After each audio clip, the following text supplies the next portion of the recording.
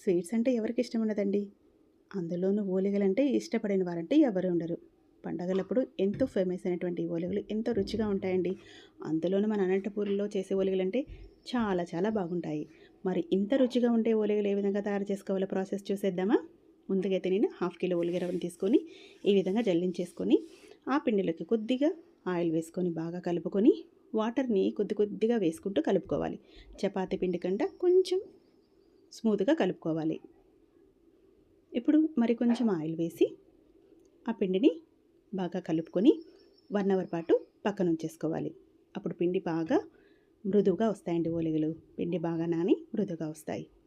ఇప్పుడు మనము ఓలిగలోకి పూర్ణం కావాలి కదా! ఆ పూర్ణం ఏ విధంగా తయారు చేసుకోవాలంటే నేను ఒక గిన్నె తీసుకొని ఒక 2 చెంబుల వాటర్ అయితే తీసుకున్నానండి. అంటే ఒక 4 గ్లాసెస్ ఆఫ్ వాటర్.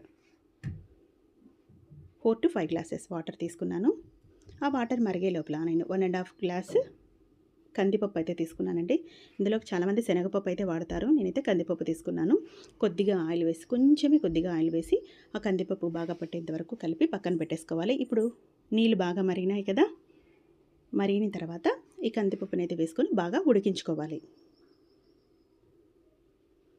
ఉడికించుకున్న తర్వాత ఇందులో చూసారు కదా బాగా కందిపప్పు అయితే ఉడికిపోయింది. ఈ వాటర్‌నంతా కొద్దిగా కూడా వాటర్ లేకుండా అంతా వాటర్‌నంతా మనం పక్కకు తీసి పెట్టుకోవాలి. ఇందులో మనం ఓలిగ చారు చేసుకోవచ్చు. చాలా బావుంటుంది.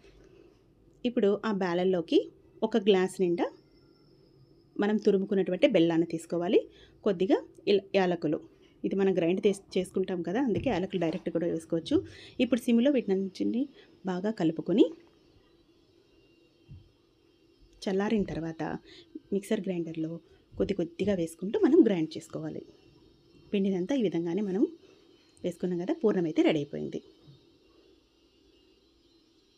ఇప్పుడు తెల్లపిండి కూడా బాగా నానింది కదా! కొద్దిగా తీసుకొని ఇప్పుడు చూపించిన విధంగా వీడియోలో చూపిస్తున్న విధంగా కొద్దిగా తీసుకొని అందులోకి ఆ పూర్ణాన్ని కొద్దిగా బాల్లాగా స్టఫింగ్ పెట్టేసుకొని ఈ విధంగా చేసుకోవాలి. చూస్తున్నారు కదా! ఈ విధంగా.